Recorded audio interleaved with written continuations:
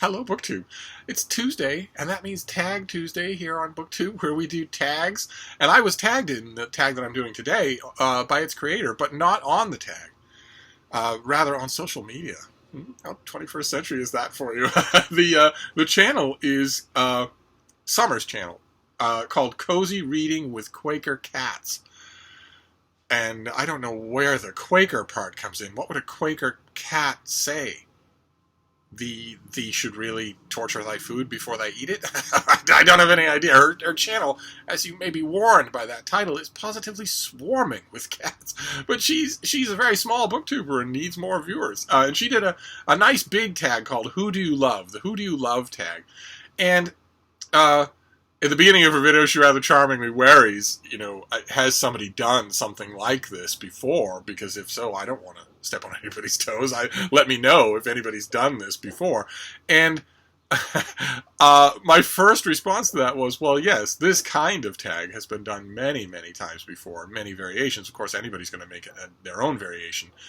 The point I want to make is that these tags are useful. They are very useful. A thing that a lot of us forget, especially once we start to make friends on BookTube. Not just channels that we like, but channel content creators that we start to get to know off of the comments section. The thing that is natural for us to start to tend to forget is that our channels are attracting new viewers all the time who maybe aren't going to dig through our back catalog. I'd be willing to bet YouTube has statistics about that. I'd be willing to bet the number of people who go back and binge on all your previous videos is very small compared to the number of people who see a video of yours recommended by an algorithm, think, okay, I like that enough to subscribe. I'll be happy to see the next video and never give another thought to your channel until you pop up in their subscription feed. They don't go digging back. Certainly in my own case, that is true since it's 3,000 videos. Who's going to do that? So that's why I want to preface this, because when you hear the questions on this tag, those of you who've been around BookTube for a while, those of you who've done quite a few tags, are going to recognize the theme quite a bit, and even some of the specific questions. And I argue that that is not a bad thing. The tags like this are a way for us to continuously introduce ourselves to new viewers.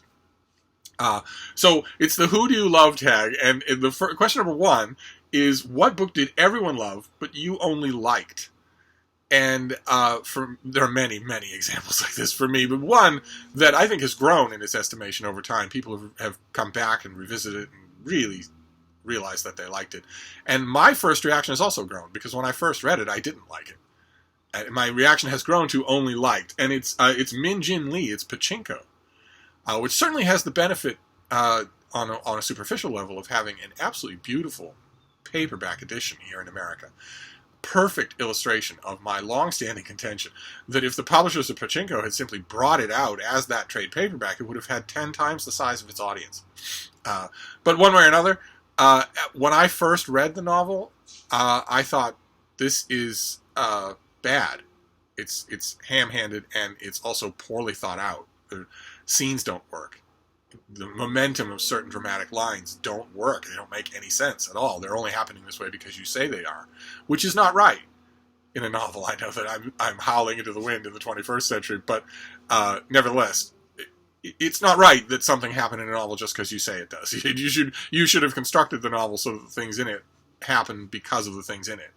But over time, while I've watched Pachinko rise in the estimation of lots of people, it's also risen in my estimation. Not to a love, but to a like. I like it now. I'm willing to overlook some of its structural flaws in favor of its undeniable passion. So I don't know about liked is about as far as I'd go. Then question number two is, who is your favorite author? For me, that is the Roman poet Ovid.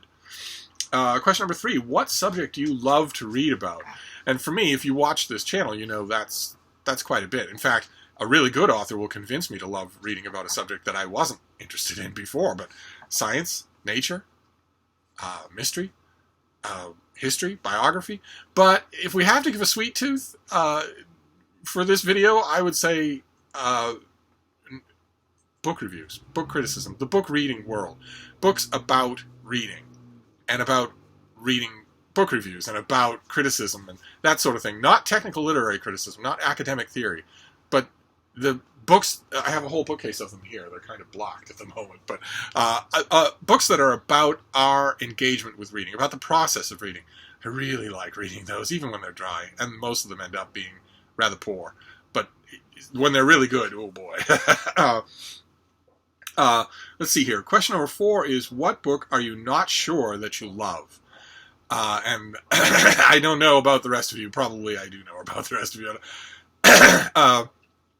Those of you who are new to the channel, I am a book critic. I've been a book reviewer I was a book reviewer for a long time, and then I took a long time off, and then now I have been a book reviewer for a long time again. And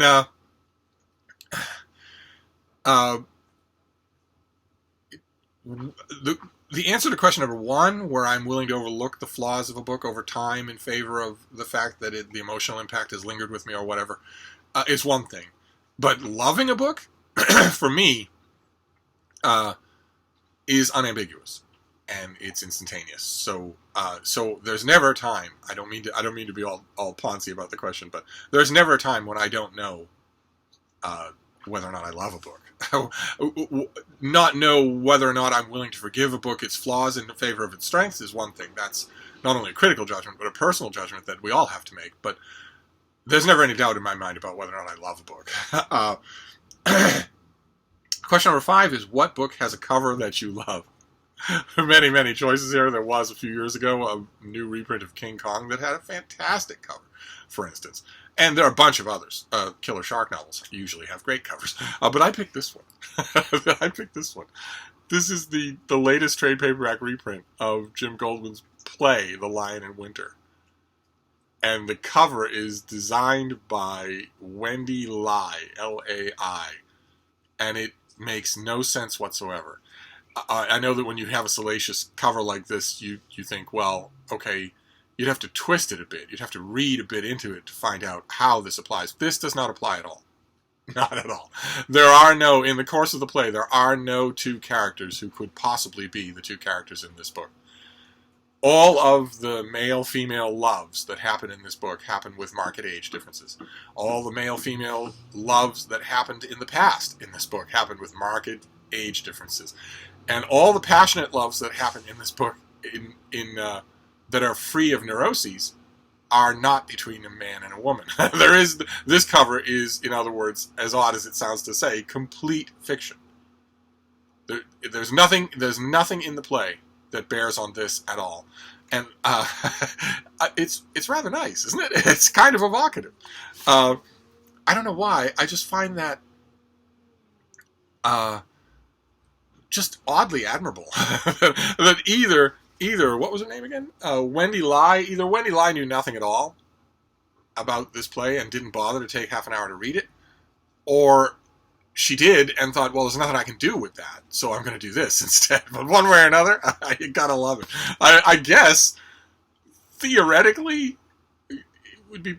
No, there is no way to do it. At one point in the play, this is a play, it's a great play, absolutely fantastic, it's about King Henry II and Eleanor of Aquitaine, his wife, and their 3 sons. And the youngest of those sons is John, who will become King John. And at one point in the play, Henry mentions that he's caught his son whoring, and he said, it's just a phase, or he'll grow out of it. When he's not a boy, he's the man. We made him. And I guess you could say that this is John and one of his bedmates, although John never looked like that, so I don't know. I don't have any idea. But it gives me a smile every time I see it, so I guess that counts. Question number 6 is, what book stayed with you the longest? And Summer points out here that this can be the book you've had the longest, or a book that's really stuck with you for emotional reasons. And I tend to cycle through my books quite a bit. There's a handful. There are about 15, 16, or 17 paperbacks that I have that I've had for a long time. But otherwise, most of this stuff wouldn't have been... If you'd taken a panorama of my little book room 20 years ago, it would have looked completely different. So, but in terms of the second reading, well, that happens all the time. Books stay with me all the time. I have a fairly good recall for what I read, and so the books are rummaging around and poking around and blundering around in my memory long after I read them. So I'm gonna restrict myself to just 2020 so far, and my answer is a book that I have mentioned on this channel before in terms of 2020. It is The Brutality of Fact by Larry Kramer, which is part 2 of his The American People, but it's really a gigantic AIDS era novel, and from one of the loudest and angriest voices of the AIDS era. And I don't know what I was expecting it to be, but there are whole huge chunks of that book. It's a gigantic book, but there are whole huge chunks of it that have just stayed with me, just glowing in my memory. This was a perfect example of the kind of book that the author needed to get out of him. This whole landscape of an era that he went through and survived when so many people he knew and loved did not, was obviously just sort of not only burning him on the inside, but keeping him alive on the inside. And he actually managed to transfer, Larry Kramer actually manages to transfer all the nuance of that into a book. So that the tried and true, offhand comment that people make, you should write a book. The sentiment behind that is that you should transfer your sentiments. You should transfer all of this stuff to a book somehow. It's a glib pronouncement because most people don't have the talent to do that. They can try, but they can't. They don't have the talent to actually convey all of what they experienced into a book. And The Brutality of Fact does. It's huge amounts of it have stuck with me this time, and I don't imagine that changing for the rest of the year. Just an amazing performance, and of course, Larry Kramer then died. But one way or another, that's going to be my answer. I've mentioned it before, but then again, with a tag like this, you are going to bring up things you brought up before. That's part of the point that I started with, is that you have lots of new people watching you. And so going over old ground is not a bad thing. Let's see here. Question number 7. What book do you love that you could recommend to anyone? Now, this is very, very tricky, right? Or at least maybe it is to me. I've gone over this many times. When I mentioned that I reviewed books for a long time, then I stopped for a long time. The long time where I stopped, I was a bookseller. A retail bookstore. Big, busy retail bookstore. Had a blast. And a large part of my job was recommending books to people. And I take it very seriously. I still do, actually, because ultimately, when you boil down my book criticism, my book reviewing, it also is very seriously recommending books to people.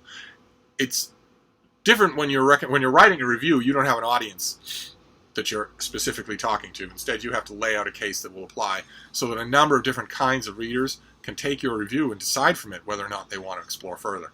But when you're dealing with an individual person, recommendations become much, much trickier. I used to tell customers that would come in and say, I'm looking for a really good recommendation. I want something that will pump life back into my reading. I would routinely come around the corner of my information and say, all right, let's step aside here. I used to call them my impediments. I don't know how the staff put up with it. I used to say, we'll let my impediments deal with the customers while you and I have a little conversation. I would say, all right, I need to ask you a bunch of questions, basically a physical. I need to give you a physical in order to recommend a book because it's an extremely specific thing. So I didn't really have much in the way of blanket recommendations. I didn't say, you're going to love this no matter what you love to read. I only had basically one, and it was The Killer Angels by Michael Shara, his historical novel about the Battle of Gettysburg. And the most that I ever had to do with that book was get past the obstacle of it being a historical novel.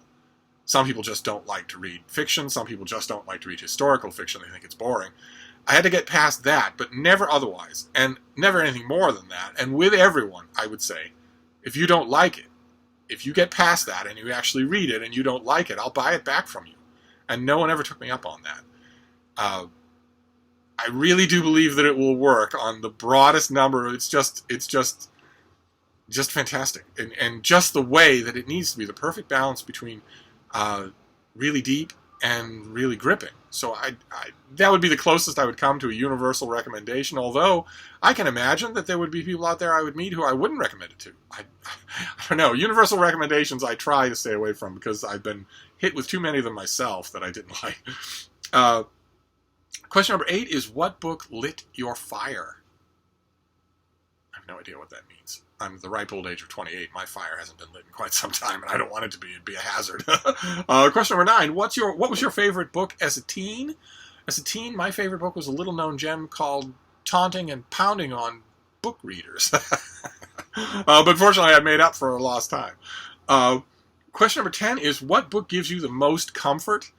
To the extent that books can give me comfort. When I want comfort, I usually go elsewhere, like, for instance, deep into the woods with a dog or many dogs. But to the extent that books can give me comfort, that would be my old friends, my old favorites, the books that I go to just to be with their author again, rather really than to reread. You know, the stories of Sherlock Holmes, the Mowgli stories of Rudyard Kipling, Horace, the aforementioned Ovid, the things like that. The Roman historian Livy, for all of his whoppers, sometimes Herodotus. I go back to those figures for, I guess you could say, comfort, but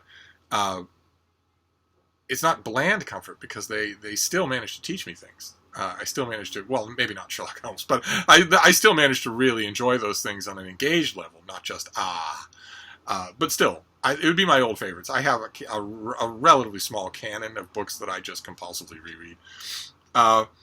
Question number 11 is, what is your all-time favorite book? That would be The Metamorphoses of the aforementioned Roman poet Ovid.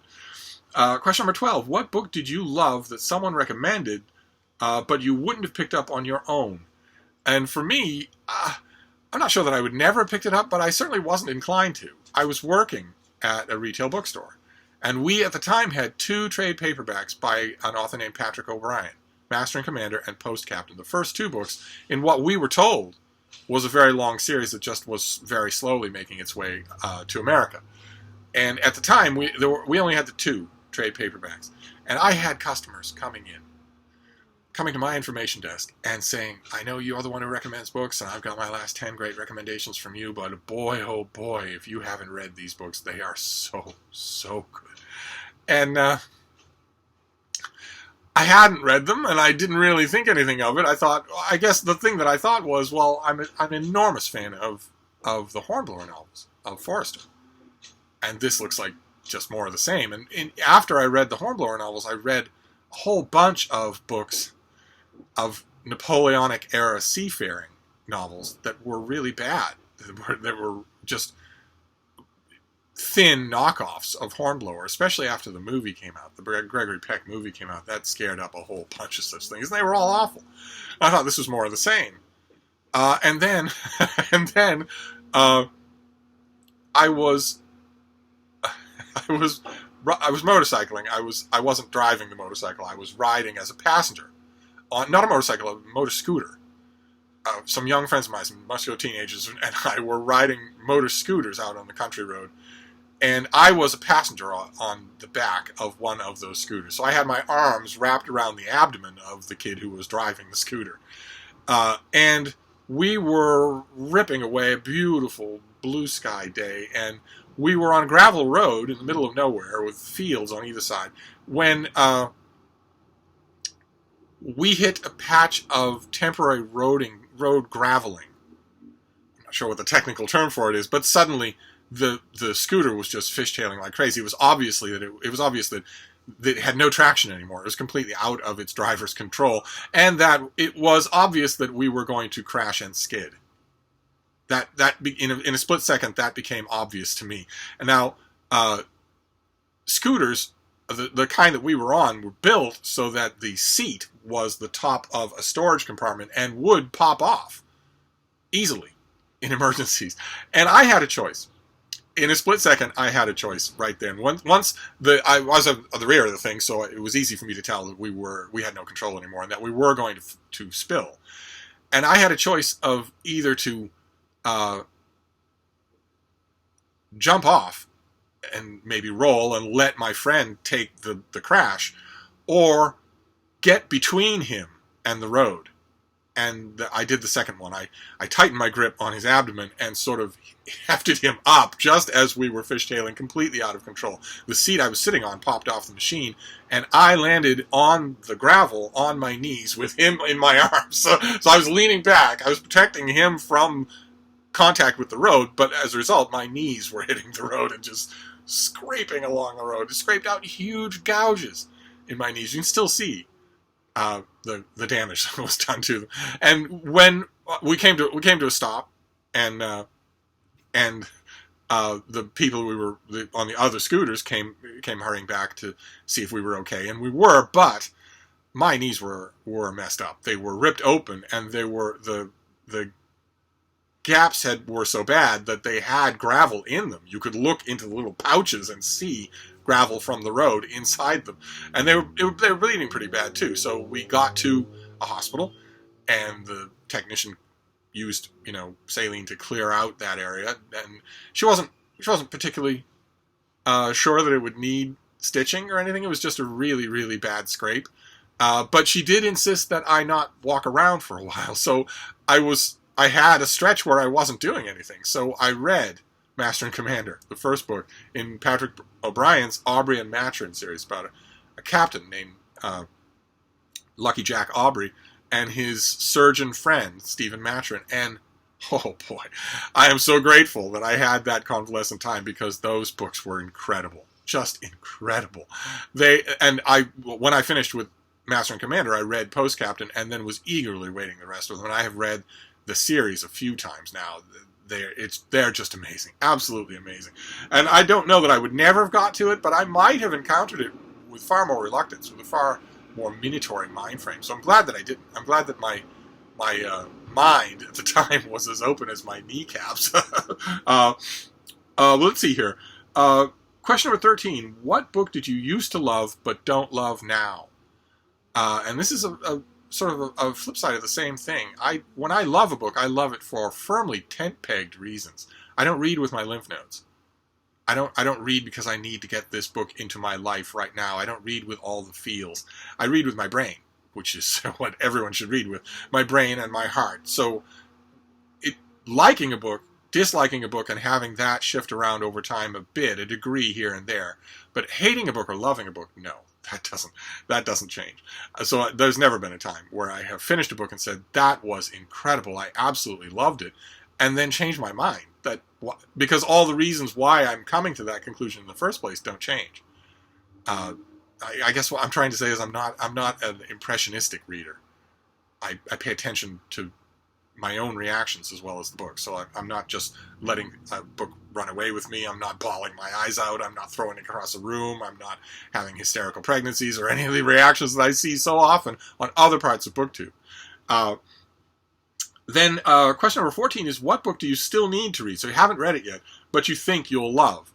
And for me, that would be an author of a proven tendency, and that often happens in series. And the series I'm thinking of is the Amory Ames murder mystery series, which are so good. They are so good. And there's a new one coming out, A Deception at Thorncrest. These are by Ashley Weaver. The series is just so good that I find it impossible to believe that A Deception at Thorncrest won't be really good. I just find that it'd be such a shock if the new Amory Ames weren't good. That would be such a shock that I'm expecting it to be good. Then question number 15 is impossible. I don't know why Summer included it. It's called List All the Books That You Love, but didn't want to be like me and list more than one per book question. You're supposed to list all the books you love here, and that's impossible. Of course, that's impossible. I don't know. Maybe some of you won't find it impossible. Maybe you give love to a book fairly stintingly, but for me, we'd be here all day if I listed all the books I love. Instead, I made a very short list of books I have loved in 2020. Now, this list also could be much, much longer. But I wanted to list just a few because we've seen some of them on this channel. The Mirror and the Light by Hilary Mantel. How Much of These Hills is Gold by C. Pam Zahn. I believe it's her debut novel. I thought it was terrific. I get the impression, not only from the novel, but from her social media, that she would not want an old white man to read her book. That she would, if she could, she would prevent it. But it doesn't matter to me. It got to me. I think that's a horrible, horrible attitude for an author to have. If she has it, she might not. But one way or another, I know that some authors do because they've come right out and said it. Right? One prize long-listed author recently outright said, my novel is not for white readers. Complete explicit racism. And all of his friends and well-wishers, everyone at his publisher just went, yeah. If the author's black, and if that author had said, my novel, I don't really want any Jewish readers, he'd have been fired. His publisher would have said, we're voiding your contract, we want your advance back, don't contact us or anyone else in the medium again. But it's what I've said many times. The number one sin of the social justice movement, the number one mistake they make, is that they forget that two wrongs don't make a right. There's no such thing as corrective racism. But and for all I know, this author has no feelings like that at all. I just got that impression, but I thought How Much of These Hills Is Gold was terrific. Then Vesper Flights by Helen McDonald, her follow-up to H is for Hawk. Beautiful, just beautiful. Radical Wordsworth by Jonathan Bate, writing a biography of the poet Wordsworth that is very much designed to make you uncomfortable with him, to remind you that for a lot of his career, people were uncomfortable with him. He wasn't this bland old sage, and I thought it worked perfectly for that. Lurking by Jean McNeil, a really good book about what extreme online behavior does to the people who engage in it. A little spoiler, it's all negative, so you shouldn't be extremely online at all. You should never spend more than 20 consecutive minutes online at any time, at any one time. And if you spend 20 consecutive minutes online, it should happen only once a day. Shouldn't be any of this business. I know young people today, I know some older people today, but I know young people today who just block out whole hours of time where they just spend that whole time online. They have a roster of apps. So they've got TikTok, and they've got Instagram, and they've got